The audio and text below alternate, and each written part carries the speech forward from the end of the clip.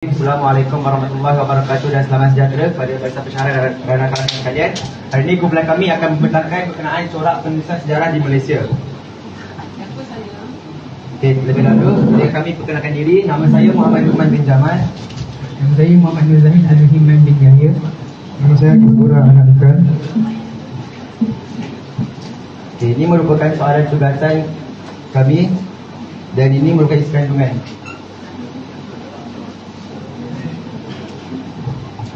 Ya, kami akan mulakan dengan pengenalan. Jadi seperti yang kita sudah belajar, kesejarahan merujuk pada cara sejarah ditulis termasuk pendekatan, sumber, nilai dan tujuan penulisan yang mempengaruhi naratif sejarah. Kemudian penulisan sejarah di Malaysia atau corak penulisan sejarah di Malaysia telah melalui proses evolusi yang dipengaruhi oleh perubahan politik, ideologi dan juga sumber yang digunakan oleh sejarawan. Kemudian penulisan sejarah di Malaysia terbagi pada 3 peringkat. Peringkat pertama iaitu peringkat awal. Naratif sejarah banyak bergantung pada tradisi lisan dan karya klasik seperti sejarah Melayu ataupun sejarah Latin, lisan Melayu dan lisan Melayu tu Pak Nafis dan juga Salatilah yang menekankan unsur legitimasi politik dan identiti kesultanan. Kemudian peringkat kedua iaitu ketibaan kuasa kolonial yang memperkenalkan corak penulisan yang lebih birokratik dan eurosentrik. Dan selepas kemerdekaan pula, sejarawan tempatan mula mengkritik dominasi naratif kolonial dan berusaha menulis semula sejarah dengan pendekatan Malaysia sentrik. Sebenarnya ialah perspektif penulisan sejarah Malaysia terbagi pada 2 iaitu persejarahan Malaysia dari perspektif kolonial dan juga persejarahan Malaysia selepas kemerdekaan. Jadi terdapat 4 persejarahan Malaysia dari perspektif kolonial iaitu penulisan kolonial yang bersifat sentrik Eropah, pengabaian sumber tempatan, menunjukkan peranan British dan sifatnya sebagai alat legitimasi. Inilah saya sudah nyatakan terjadi.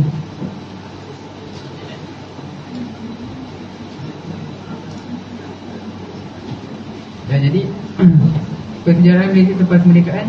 Kita tahu selepas kemerdekaan pada tahun 1957, persejarahan Malaysia memasuki fasa baru yang ditandai dengan usaha serius untuk membebaskan naratif sejarah daripada kerangka kolonial. Pendek kata, persejarahan Malaysia selepas kemerdekaan ini adalah usaha penulis menyeimbangkan warisan kolonial dengan pandangan yang lebih berpihak pada pengalaman rakyat. Dan pasca mereka juga telah menyaksikan perubahan metodologi sejarawan yang semakin menggunakan pendekatan interdisiplin termasuk antropologi, arkeologi, ekonomi dan sosiologi untuk menjelaskan fenomena sejarah secara lebih menyeluruh. Saya akan serahkan pada Bang Hari. Ini merupakan soalan untuk topik saya tadi. Dia boleh jawab dalam kepan terus. Okey. Yang ketiga ialah isu bias dan keseimbangan dalam karya sejarah. Yang pertama kita boleh tengok dalam karya ataupun naratif daripada British ini lebih kepada berpusatkan pada barat. Ianya penulisan barat ini lebih kepada mementingkan apa kepentingan barat ni. Jadi mereka memfikirkan orang tempatan ni seperti orang tempatan ni tidak ada buat apa seperti rahsia sekiranya tiada orang British. Itu naratif kolonial berpusatkan barat. Seterusnya isu yang kedua itu naratif kolonial ini merupakan bukti ketika. Yang kedua iaitu stigma terhadap penduduk tempatan. Dalam penulisan barat ni sebagai contoh, Sir Frank Swettenham menggambarkan orang Melayu ni sebagai bangsa pemalas dan tidak berbaturan. Sedangkan orang Eropah ni lebih pintar daripada orang Asia. Itu merupakan salah satu stigma ataupun stereotip daripada orang barat terhadap penduduk tempatan dalam karya penulisan orang British. Ini artikel menyatakan yang demikian. Dan seterusnya ialah pengebaian naratif tempatan. Dalam British ni ada juga yang mengetepikan naratif tempatan. Seperti contoh Francis Light, ini menemukan Pulau Pinang, tetapi mereka dalam penulisan British, Francis Light ni menemukan Pulau Pinang, tetapi pada asalnya memangnya ada penduduk asal dalam Pulau Pinang ni. Ini merupakan artikel menyatakan demikian. Ini soalan yang boleh dijawab terus.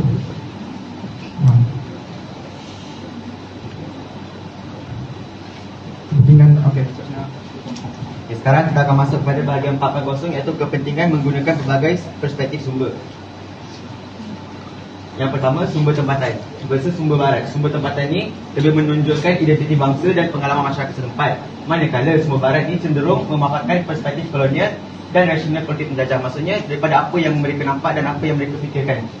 Jadi gabungan kedua sumber ni dapat menghasilkan tafsiran sejarah yang lebih seimbang dan objektif. Maksudnya kita tak boleh guna satu sumber saja. Kita guna semua dan gabungkan supaya dapat fakta data yang lebih tepat. Okay, sumber tempatan contohnya hikayat, manuskrip dan lisan memberi gambaran emosi dan nilai perjuangan rakyat. Okay, dalam konteks Malaysia moden ni, penggunaan pelbagai sumber penting untuk membentuk naratif sejarah yang inklusif dan adil. Media digital memudahkan capaian kedua-dua jenis sumber sama ada arsip tempatan maupun koleksi kolonial dalam talian. Ini contoh soalan. Okay, 4.2 sumber lisan. Okay, sumber lisan contohnya cerita rakyat, temubual, tokoh tua dan tradisi lisan kampung. Contohnya cerita hikayat Putih Gunung Ledang dan juga Putih Satu Bom, Putih Sanjinjang.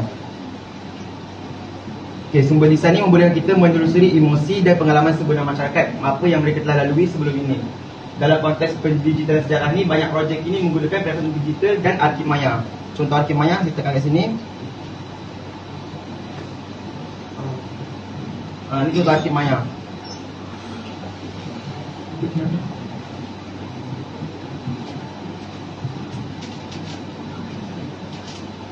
Okay, ini contoh soalan dengan subtajuk tadi.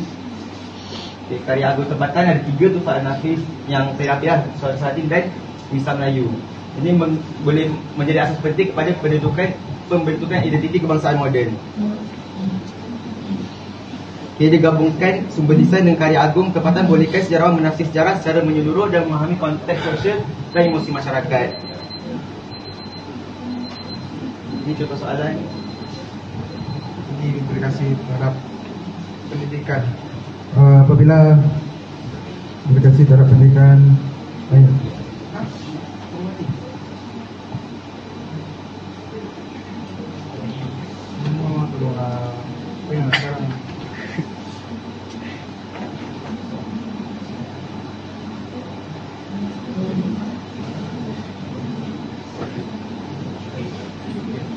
implikasi terhadap pendidikan. Kurikulum sejarah ini Malaysia telah beralih daripada kurikulum Inggeris kembali kepada asaskan negara. Ini implikasi terhadap identiti nasional. Jadi implikasi terhadap identiti nasional ini ianya dapat apabila menggunakan naratif daripada Karya Agung, daripada tempatan, ianya boleh membina semangat nasionalisme. Itu pendek kata. Ini kesimpulan. Okay, secara kesimpulannya, kita jangan pandang satu sumber saja untuk mendapatkan jawapan yang tepat. Baliknya, kita kena guna semua sumber supaya lebih seimbang, inklusif dan tepat apa yang kita nak cari. Dan penggunaan media digital masa kini memudahkan pelajar serta para pensyarah untuk mendapatkan sumber dengan lebih mudah.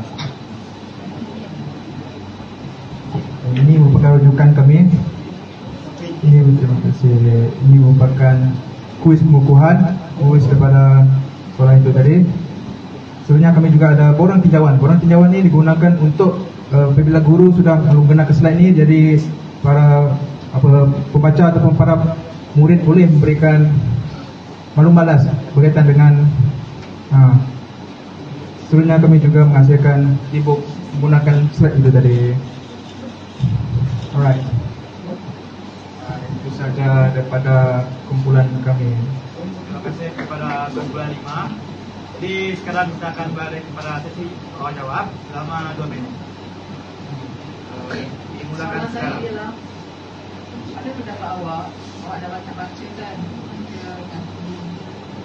adakah sebenarnya peduli barat ni penuh ataupun sentrik mereka menuju kepada sentrik barat, atau sebenarnya mereka ada tujuan ataupun mereka tak tahu sebenarnya budaya masyarakat lain. Ada sebagian kata mereka bahawa orang lain tu malas kan, malas tak maju. So bagaimana Pak awak? Bagaimana? Okay, pada pendapat saya, sentri barat ni mereka membuat sedemikian supaya mereka dianggap wira oleh penduduk tempatan. Dan mereka berkata bahawa Melayu malas sebab mereka nak tunjukkan mereka lebih baik daripada penduduk tempatan itu sendiri. Dan contoh wira-wira tempatan seperti Dol Said dan Dato' Janggut, mereka kata Dol Said dan Dato' Janggut ni sebagai pemberontak ataupun pengganas yang menyerang mereka, sedangkan mereka itu dianggap wira oleh penduduk kita sendiri sebab nak menegakkan keadilan yang telah dicabut oleh pihak penjajah iaitu British itu sendiri. Itu jawapan saya. Terima kasih. Pada pendapat saya pula, kenapa pihak British ni lebih pada Eurocentric, karena apabila sesuatu media itu lebih kepada satu bangsa, jadi bangsa itu dinaik. Jadi apabila penduduk tempatan ini membaca bahawa orang British ni dia memajukan suatu kaum itu, jadi sokongan kepada pihak British ni lebih banyak. Hanya tidak dapat menimbulkan semangat nasionalisme dalam penduduk tempatan lah pada ketika itu. Jadi itu pendapat saya mengapa naratif British ni berbuat demikian. Pada pendapat saya, pihak penjajah ini mempengaruhi penulisan sejarah dan Richard dalam untuk mengukuhkan kuasa dan membentuk persepsi rakyat dan juga mempertahankan kepentingan penjajah. Ini bermaksud sama seperti dokumen tadi lah, yang penulisan kolonial ni ingin menunjukkan peranan British sebagai wira dalam sejarah mana, walaupun kenyataannya mereka mengubah, mereka sendiri yang mempengaruhi dan membawa pengaruh yang buruk terhadap sejarah di Malaysia. Itu saja dari kami.